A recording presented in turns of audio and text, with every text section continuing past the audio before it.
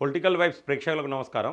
మిత్రులారా, ఉమ్మడి వరంగల్ జిల్లాలో ఒక 4 అసెంబ్లీలు సర్వే చేయడం జరిగింది. కారణం ఏంటంటే మిత్రులారా, వేరే కంపెనీ సర్వే చేయమనిచ్చింది. మీరు కూడా ఏదైనా నియోజకవర్గం కావచ్చు, ఏదైనా డివిజన్ కావచ్చు, సర్వే చేయించాలనుకుంటే నా నంబర్కి కాల్ చేయండి. అయితే 4 నియోజకవర్గాలు చేసిన సర్వేలా సంచలన విషయాలు వెల్లడైనాయి. మరి ఈ 4 నియోజకవర్గాలు ఏంటంటే ఒకటి వర్ధన్నపేట, వరంగల్ తూర్పు, వరంగల్ పశ్చిమ, పరకాల. అయితే ఈ 4 నియోజకవర్గాలు ఆ కంపెనీ ఎందుకు సర్వే చేయించిందంటే గ్రేటర్ వరంగల్ మున్సిపల్ కార్పొరేషన్ పరిధిలో ఉన్న డివిజన్లు ఈ 4 నియోజకవర్గాల కిందికి వస్తాయి. కాబట్టి ఈ 4 నియోజకవర్గాలు వాళ్ళు సర్వే చేయించుకున్నారు. మరి వాళ్ళు బీఆర్ఎస్ వాళ్ళు చేయించుకోమంటే చేయించుకున్నారా, కాంగ్రెస్ వాళ్ళు చెప్పిర్రా, బీజేపీ వాళ్ళు చెప్పిర్రా నాకు తెలియదు. ఎందుకంటే సర్వే చేయడం మన పని, మన దగ్గర సర్వే టీం ఉంటుంది. మన డ్యూటీ సర్వే చేయడము, స్ట్రాటజీ, ఇది మన డ్యూటీ. సో దాంట్లో భాగంగా సర్వే చేయడం జరిగింది. మరి 2.5 సంవత్సరాలు దాటిన సందర్భంలో మరి సర్వే చేస్తే మరి కాంగ్రెస్ పరిస్థితి ఎట్లున్నది, బీఆర్ఎస్ పరిస్థితి ఎట్లున్నది, బీజేపీ పరిస్థితి ఎట్లున్నది ఈ 4 నియోజకవర్గాలలో ఒక్కసారి చూద్దాం మిత్రులారా. ఈ సర్వే రిపోర్ట్ చూసే ముందు ఈ యొక్క వీడియోను మీరు లైక్ చేయండి. మీ యొక్క అభిప్రాయాన్ని ఖచ్చితంగా కామెంట్ బాక్స్లో రాయండి. సబ్స్క్రైబ్ చేయని వాళ్ళు మన ఛానల్ని సబ్స్క్రైబ్ చేయండి. బెల్ బటన్ నొక్కడం మర్చిపోకండి మిత్రులారా. ముందుగా వర్ధన్నపేట నియోజకవర్గం చూద్దాం. 26వ తారీఖు వరకు అంటే నిన్నటి వరకు చేసిన సర్వేలో వర్ధన్నపేటలో కాంగ్రెస్ అభ్యర్థిని ప్రస్తుతం ఉన్న ఎమ్మెల్యే నాగరాజు కాంగ్రెస్ అభ్యర్థి అనుకొని సర్వే చేసినాము. అలాగే బీఆర్ఎస్ అభ్యర్థిగా ఆరూరి రమేష్, బీజేపీ అభ్యర్థిని బీజేపీ అనే పెట్టినాం. ఎందుకంటే అభ్యర్థి అక్కడ కొండేటి శ్రీధర్ ఉండొచ్చు, ఇంకెవరన్నా ఉండొచ్చు. సో కాబట్టి అక్కడ బీజేపీ అని పెట్టి చేసినాం అభ్యర్థి. అయితే ఈ సర్వేలో టోటల్ శాంపిల్స్ 2102 శాంపిల్స్ తీసినాం వర్ధన్నపేట నియోజకవర్గం సంబంధించి మొత్తం. దీంట్లో నాగరాజుకు 784 వచ్చినాయి, ఆరూరు రమేష్ బీఆర్ఎస్కు 1076 వచ్చినాయి, బీజేపీకి 242. దీన్ని పర్సెంటేజ్ వైజ్గా తీసుకుంటే బీఆర్ఎస్ ఆరూరు రమేష్ 51.19% అది ముందంజలో ఉన్నాడు. అలాగే 37.3%తో నాగరాజు రెండో ప్లేస్లో, మూడో ప్లేస్లో బీజేపీ 11.51%. అంటే వర్ధన్నపేటలో బీఆర్ఎస్ హవా ఉన్నది ప్రస్తుతానికి. అంటే ఇప్పటికిప్పుడు ఎన్నికలు వస్తే నాగరాజు ఓడిపోతాడు, ప్రస్తుత ఎమ్మెల్యే నాగరాజు ఓడిపోతాడని మన సర్వేలో జరిగింది. ఇది రాజకీయాలకు అతీతంగా నా సర్వే ఉంటుంది. నా డ్యూటీ ఇది, నా బాధ్యత, నా ఆఫీస్ అదే, నా కథ అదే, నా కార్ఖానా అదే, మళ్ళీ వేరే అనుకోవద్దు. అయితే ఒక ఆయన ఎప్పటికీ మెసేజ్ పెడతాడు మిత్రులారా, ఆయనకు ఈ వీడియో అంకితం చేస్తూ ఉన్నా. ఆయన ఏమన్నాడంటే, పుప్పాల నీకు దమ్ము ధైర్యం ఉంటే, నీ మీసాలు ఉంటే, అవి ఉంటే వర్ధన్నపేట బీజేపీకి నువ్వు ఖచ్చితంగా డిపాజిట్ వచ్చేటట్టు చేయని చెప్పేసి అన్నాడు. నాకు దమ్ము ధైర్యం నాకుంటే సరిపోదు, నేను అభ్యర్థిని కాదు, అది ఎస్సీ నియోజకవర్గము, నేను అభ్యర్థిని కాదు, కాబోను కూడా.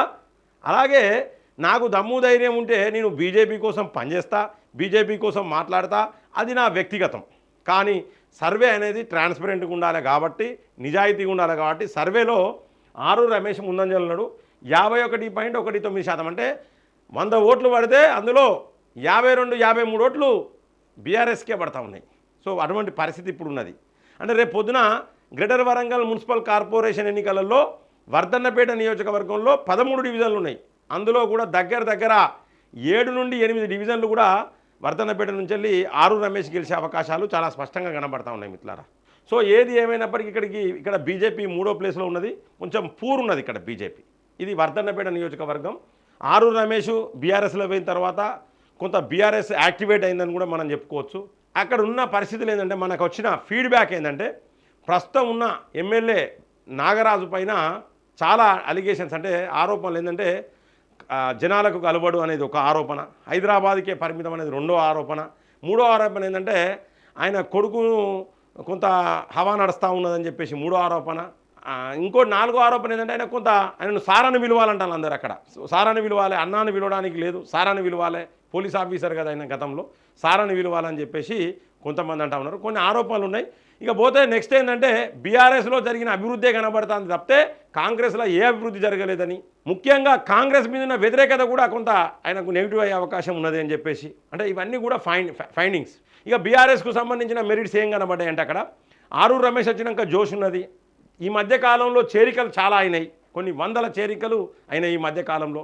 అలాగే బీఆర్ఎస్ గ్రాఫ్ కంటిన్యూగా పెరగడం, గ్రాడ్యువల్గా పెరగడము బీఆర్ఎస్ గ్రాఫ్. సో కేసీఆర్ మీద ఉన్న సింపతి, ఆరు రమేష్ మళ్ళీ వచ్చిండు, ఈసారి ఖచ్చితంగా ఆరు రమేష్ని గెలిపించుకోవాలనే కసి ఇవన్నీ కూడా కనబడ్డాయి. బీజేపీ సంగతికి వస్తే బీజేపీలో క్యాండిడేట్ సరిగ్గా లేరు. ఇక్కడ ఏ క్యాండిడేట్ అనేది తెలియదు. కొండేటి శ్రీధర్ ఎంపీ అభ్యర్థిగా పోతాడా, ఎమ్మెల్యే అభ్యర్థిగా పోతాడా తెలియదు. మరి ఎవరున్నారు ఇక్కడ? బీజేపీకి లేదు. బీజేపీకి గ్రౌండ్ లెవెల్లో కార్యకర్తలు కానీ గ్రౌండ్ లెవెల్లో అంటే క్యాడర్ కానీ లేదు. సో ఇక్కడ బీజేపీ జిల్లా అధ్యక్షులు సరైన అధ్యక్షులు జిల్లా అధ్యక్షులు కూడా లేరు. సో కాబట్టి ఇవన్నీ కూడా ఫైండింగ్స్ ఇవి. సో ఏది ఏమైనప్పటికీ వర్ధన్నపేట నియోజకవర్గంలో బీఆర్ఎస్ హవా కొనసాగుతూ ఉన్నది. ఆరూరు రమేష్ గెలిచే అవకాశం, ఇప్పటికిప్పుడు ఎన్నికలు వస్తే ఆరూరు రమేష్ గెలిచే అవకాశం స్పష్టంగా కనబడతా ఉన్నది. ఇది వర్ధన్నపేట నియోజకవర్గం. తర్వాత పరకాల నియోజకవర్గం. అయితే పరకాల నియోజకవర్గంలో మనం చేసింది మొత్తం నియోజకవర్గం మొత్తం చేసినాం. Only greater Warangal municipal corporation area కాదు, నియోజకవర్గం మొత్తం మనం సర్వే చేసినాం. వాళ్ళు సర్వే చేయమన్నది అదే. సో మనం సర్వే చేయమన్నది 4 నియోజకవర్గాలు ఫుల్ ఫ్లెడ్జ్డ్గా సర్వే చేయమన్నారు. 1500కు పైగా శాంపిల్స్ తీసుకోవాలన్నారు. సో మనం 2000, 1900 అట్లా శాంపిల్స్ తీసుకున్నాం. ఇక్కడ పరకాల వచ్చేసి 1919 శాంపిల్స్ తీసుకున్నాం మనం టోటల్గా. ఇక్కడ కాంగ్రెస్ అభ్యర్థి రేవూరు ప్రకాష్ రెడ్డి ప్రస్తుతం ఎమ్మెల్యేగా ఉన్నారు. బీఆర్ఎస్ మాజీ ఎమ్మెల్యే చల్లా ధర్మారెడ్డిని అతన్ని క్యాండిడేట్గా పెట్టినాము. Next doctor Kaliprasad BJP candidate, ఇంతకుముందు కూడా బీజేపీ క్యాండిడేటే కాళీప్రసాద్. వీళ్ళ ముగ్గురిని తీసుకొని సర్వే చేసినాం. ఇక్కడ సర్వే వచ్చేసి రేవూరు ప్రకాష్ రెడ్డి ప్రస్తుతం ఎమ్మెల్యే కాంగ్రెస్ ఎమ్మెల్యేకు 571 వచ్చినాయి. చల్లా ధర్మారెడ్డికి 763 వచ్చినాయి. ఇక్కడ బీజేపీ డాక్టర్ కాళీప్రసాద్కు 585 వచ్చినాయి. అంటే ఇక్కడ బీజేపీ 2వ స్థానంలో ఉన్నది. కొంచెం తేడాతో 2వ స్థానంలో ఉన్నది. అంటే 2వ స్థానంలో ఇద్దరు కూడా టఫ్ ఉన్నారు. రేవూరు ప్రకాష్ రెడ్డి కంటే కొంచెం ఎక్కువ ఓట్లు ఇక్కడ కాళీప్రసాద్కి వచ్చినాయి, శాంపిల్స్ ఎక్కువ వచ్చినాయి. సో పర్సంటేజ్ వైజ్గా తీసుకుంటే రేవూరు ప్రకాష్ రెడ్డికి 29.76%, చల్లా ధర్మారెడ్డికి 39.76%, డాక్టర్ కాళీప్రసాద్కు 30.48%. అంటే 2వ స్థానంలో పరకాల నియోజకవర్గంలో బీజేపీ ఉన్నది. ఇక అక్కడ ఫైండింగ్స్ మనం చూసుకున్నట్లయితే రేవూరు ప్రకాష్ రెడ్డి మీద బాగా వ్యతిరేకత ఏం లేదు. అంటే మంచోడు కాదు, గలీజోడు, ఈ రకంగా వ్యతిరేకత లేదు ఒకటి. రెండవది ఏంటంటే అక్కడ ఉన్న మెయిన్ డ్రాబ్యాక్ ఏంటంటే కాంగ్రెస్ మీద వ్యతిరేకత, అంటే ఇచ్చిన హామీలు నెరవేర్చలేదనేది బాగా ఉన్నది. చల్ల ధర్మారెడ్డి ఉన్నప్పుడు చేసిన అభివృద్ధి ఎక్కువ కనబడుతుందని చెప్పేసి అక్కడ అంటా ఉన్నారు. అలాగే బీజేపీ క్యాండిడేట్ మీద కూడా మంచి అభిప్రాయం ఉన్నది. అక్కడ కాళీప్రసాద్, డాక్టర్ కాళీప్రసాద్ మంచోడు, ఆయన బీజేపీ చేయబట్టే కొంత వెనుక వేయండి తప్పితే క్యాండిడేట్ పరంగా కాళీప్రసాద్ వెరీ స్ట్రాంగు, మంచి పర్సను, అన్ని వర్గాలతో మంచుకుంటారని చెప్పి కూడా బీజేపీకి చెప్పారు కాళీప్రసాద్ గురించి. సో పార్టీ పరంగా చూస్తే ఇప్పుడు బీఆర్ఎస్ గ్రాఫ్ పెరుగుతూ ఉన్నది కాబట్టి కొంత సింపతి కూడా గెయిన్ అయినట్టు కనబడతా ఉన్నది బీఆర్ఎస్కు. కాబట్టి అక్కడ బీఆర్ఎస్ చల్ల ధర్మారెడ్డి గెలిచే అవకాశం చాలా స్పష్టంగా కనబడుతుంది. అంటే ఇప్పటికిప్పుడు ఎన్నికలు కనుక జరిగితే పరకాలలో బీఆర్ఎస్ మొదటి స్థానంలో, బీజేపీ 2వ స్థానంలో, కాంగ్రెస్ 3వ స్థానంలో ఉంటుంది అక్కడ. సో ఇది పరకాలకు సంబంధించిన సర్వే. మిత్రులారా, నెక్స్ట్ వచ్చేసి వరంగల్ తూర్పు నియోజకవర్గం. వరంగల్ తూర్పు నియోజకవర్గంలో మొత్తం 2154 శాంపిల్స్ తీసినాం. ఇందులో కాంగ్రెస్ అభ్యర్థిగా కొండ సురేఖ ప్రస్తుతం మంత్రిగా ఉన్నారు. బీఆర్ఎస్ అభ్యర్థిగా నన్నపనే నరేందర్ మాజీ ఎమ్మెల్యే, అలాగే మాజీ మేయర్ కూడా. నెక్స్ట్ బీజేపీ నుండి ఎర్రవెల్లి ప్రదీప్ రావును అభ్యర్థిగా పెట్టినాం. సో ఇక్కడ పెడితే ఏమైందంటే కొండ సురేఖకు 599 వచ్చినాయి, నన్నపనే నరేందర్కు 766 వచ్చినాయి, ఎర్రవెల్లి ప్రదీప్ రావు బీఆర్ఎస్కు 789 వచ్చినాయి. అంటే ఇక్కడ చూడండి మిత్రులారా, 35.56% నన్నపనే నరేందర్కి వస్తే 36.63% ఎర్రబెల్లి ప్రదీప్ రావు బీజేపీ అభ్యర్థికి వచ్చింది. అంటే ఇక్కడ వరంగల్ తూర్పు నియోజకవర్గంలో ఒక్కటే 1% తేడాతోని భారతీయ జనతా పార్టీ అభ్యర్థి ఎర్రబెల్లి ప్రదీప్ రావు ముందంజలు ఉన్నాడు. 2వ ప్లేస్లో అంటే ఒకే 1% తక్కువతో 2వ ప్లేస్లో బీఆర్ఎస్ అభ్యర్థి నన్నపనే నరేందర్. అంటే ఇక్కడ BJP versus BRS tough fight ఉన్నది. అంటే ఇప్పటికిప్పుడు ఎలక్షన్స్ వస్తే ఈ ఇద్దరి మధ్యలో టఫ్ ఫైట్ ఉన్నది. 3వ ప్లేస్లో చాలా దూరంలో కొండ సురేఖ ఉన్నది. కారణం ఏంటంటే కొండ సురేఖ మీద వ్యతిరేకత, చాలా ఆరోపణలు, అంటే కొండ సురేఖ మాట్లాడిన మాటలు చాలా దారితీసే, చాలా మనందరం చూసినాం. అలాగే వరంగల్ తూర్పు ప్రజలు కాంగ్రెస్ వద్దు, కొండ సురేఖ వద్దు అనే ఆలోచనతో ఉన్నారు. కొంత ఇబ్బందులు పెడతా ఉన్నారు వాళ్ళు. అంటే అవన్నీ కూడా ఫైండింగ్స్ మనం తెలుసుకున్నది, ఏదో నేను వ్యక్తిగతంగా మాట్లాడేది కాదు మిత్రులారా. ఇక పోతే ఎర్రబెల్లి ప్రదీప్ రావుకు క్లీన్ ఇమేజ్ ఉన్నది. బీజేపీలో ఉన్న అంటే అక్కడ క్యాండిడేట్ ఎక్కువ కనబడతా ఉన్నాడు. బీజేపీ కూడా కొంచెం స్ట్రాంగ్ ఉన్నది. గతంలో కూడా బీజేపీ 2వ స్థానంలో ఉన్నది అక్కడ లాస్ట్ ఎలక్షన్స్లో జరిగినప్పుడు.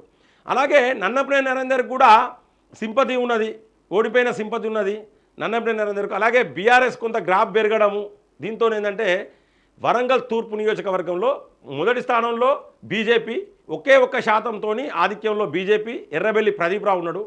1% తక్కువతోని నన్నపనేని నరేందర్ బీఆర్ఎస్ నుంచి ఉన్నారు. కాంగ్రెస్ నుంచి 3% చాలా దూరంలో కొండ సురేఖ ఉన్నది. ఇది వరంగల్ తూర్పు నియోజకవర్గంకు సంబంధించిన సర్వే మిత్రులారా. అయితే నెక్స్ట్ వచ్చేసి వరంగల్ పశ్చిమ నియోజకవర్గం. ఇది ఇంపార్టెంట్ సర్వే, ఎందుకంటే ఇది మా నియోజకవర్గం కాబట్టి ఇది కొంత ఇంపార్టెంట్ సర్వే. సో ఇక్కడ మనము ప్రతిదీ కూడా మిత్రులారా మళ్ళీ చెప్తున్నా, రాజకీయాలకు అతీతంగానే మన సర్వే ఉంటుంది. ఈ జోకుడు కార్యక్రమాలు, హైడ్రాలిక్ జాగిలేసి లేపుడు ఇటువంటిది మనకు తెలియదు. ఎవరు తప్పనుకున్నా ఒప్పనుకున్నా నన్ను అభ్యర్థిని పెట్టకపోయినా నిన్ను పెట్టేది నేను కాదు, అభ్యర్థిని ఎవరిని పెట్టేది నేను కాదు. కాబట్టి అక్కడ ఏది ఉంటే జనాలు ఏమనుకుంటారు, నాయని రాజేందర్ రెడ్డిని కాంగ్రెస్ అభ్యర్థి అనుకుంటారు. కాబట్టి కాంగ్రెస్కు నాయని రాజేందర్ రెడ్డి అభ్యర్థి అనే పెట్టినాం, ప్రస్తుతం ఎమ్మెల్యే కాంగ్రెస్ ఎమ్మెల్యే. బీఆర్ఎస్కు వినయ్ భాస్కరే అభ్యర్థి అని ప్రజలు అనుకుంటారు కాబట్టి బీఆర్ఎస్ వినయ్ భాస్కర్తోనే చేసినాం. అలాగే బీజేపీ అభ్యర్థి ఎవరైతే బాగుంటుందంటే అభ్యర్థిని మార్చాలా, ఇక్కడ అభ్యర్థి కరెక్ట్ లేరు. బీజేపీ వరంగల్ పశ్చిమ నియోజకవర్గంలో మంచి గట్టి అభ్యర్థిని తీసుకురావాలి అనే ఉద్దేశంతో ప్రజలు ఉన్నారు కాబట్టి అక్కడ బీజేపీ అని పెట్టి చేసిన. అయినా బీజేపీకి బ్రహ్మాండమైన ఓట్లు వచ్చినాయి మిత్రులారా. 3వ ప్లేస్లో ఉన్నది ఇక్కడ బీజేపీ పశ్చిమ నియోజకవర్గంలో. మొత్తం శాంపిల్ 2436 శాంపిల్స్ కలెక్ట్ చేస్తే నాయని రాజేందర్ రెడ్డి కాంగ్రెస్ అభ్యర్థికి 1011 ఓట్లు, బీఆర్ఎస్ 2వ ప్లేస్లో వినయ్ భాస్కర్కు 854 ఓట్లు, బీజేపీకి 571 ఓట్లు వచ్చినాయి. అంటే నాయని రాజేందర్ రెడ్డి 41.50% ఉంటే 2వ ప్లేస్లో 35.06%తో వినయ్ భాస్కర్ ఉన్నాడు. అంటే చాలా తేడా ఉన్నది. ఇక్కడ గ్యాప్ వచ్చేసి 6% కంటే ఎక్కువ తేడా ఉన్నది. సో ఏది ఏమైనప్పటికీ ఇప్పటికిప్పుడు ఎన్నికలు జరిగితే వరంగల్ పశ్చిమ నియోజకవర్గంలో నాయని రాజేందర్ రెడ్డి కాంగ్రెస్ అభ్యర్థి మళ్ళీ గెలుస్తాడు. అంటే ప్రస్తుత ఎమ్మెల్యేనే మళ్ళీ గెలిచే అవకాశం ఉన్నది. 2వ స్థానంలో వినయ్ భాస్కరు, 3వ స్థానంలో చాలా దూరంలో భారతీయ జనతా పార్టీ ఉన్నది. ఇది మనకి ఇచ్చిన సర్వే 4 నియోజకవర్గాలకు సంబంధించిన సర్వే. దీన్ని బట్టే రేపు పొద్దున పశ్చిమ నియోజకవర్గంలో 25 స్థానాలకు గాను అత్యధిక స్థానాలు గెలిచేది కాంగ్రెసే. గ్రేటర్ వరంగల్ మున్సిపల్ కార్పొరేషన్లో కాంగ్రెసే. 2వ ప్లేసులో బీఆర్ఎస్ ఉంటుంది, 3వ ప్లేసులో బీజేపీ ఉండే అవకాశం చాలా స్పష్టంగా కనబడుతుంది. వర్ధన్నపేటలో బీఆర్ఎస్ మొదటి ప్లేసులో, కాంగ్రెస్ 2వ ప్లేసులో, అలాగే బీజేపీ 3వ ప్లేసులో వర్ధన్నపేటలో ఉంటుంది. తూర్పులో హంగ్ వచ్చే అవకాశం కనబడది. ఈ యొక్క కార్పొరేషన్ కనుక చూసుకుంటే ఏంటంటే హంగ్ వచ్చే అవకాశం. బీజేపీకి కొన్ని సీట్లు, బీఆర్ఎస్కు కొన్ని సీట్లు, కాంగ్రెస్కు కొన్ని సీట్లు, ఇట్లా ఈ విధంగా వచ్చే అవకాశము కనబడ్డది. ఇక పోతే 3 డివిజన్లు ఉన్న పరకాల్లో బీఆర్ఎస్కే వచ్చే అవకాశం చాలా స్పష్టంగా కనబడతా ఉన్నది. సో మిత్రులారా, ఇది సర్వే. ఈ సర్వే అనేది వేరే ఒక కంపెనీ వాళ్ళు మనకు సర్వే చేయమని ఇచ్చిండ్రు. సో మరి వాళ్ళను ఆ కంపెనీ వాళ్ళకు బీఆర్ఎస్ వాళ్ళు చేయమన్నారా, బీజేపీ వాళ్ళు చేయమన్నారా, కాంగ్రెస్ వాళ్ళు చేయమన్నారా నాకు తెలియదు. సో ఇట్లా నాకు ప్రతి నియోజకవర్గం కావచ్చు, తెలంగాణలో అటు ఆంధ్రాలో కూడా కొన్ని సర్వేలు మనం చేసినాం, తమిళనాడులో ఒక నియోజకవర్గం కూడా మనం చేసినాం. సో ఏది ఏమైనప్పటికీ ఈ సర్వే పట్ల మీ యొక్క అభిప్రాయాన్ని కామెంట్ బాక్స్లో రాయండి. ఖచ్చితంగా ఈ యొక్క వీడియోను లైక్ చేయండి. మన ఛానల్ను ముందుకు తీసుకుపోవాలంటే మీరు ఈ వీడియోను లైక్ చేయడము, సబ్స్క్రైబ్ చేయని వాళ్ళు మన ఛానల్ని సబ్స్క్రైబ్ చేయండి. బెల్ బటన్ నొక్కడం మర్చిపోకండి మిత్రులారా. జై హింద్, జై భారత్.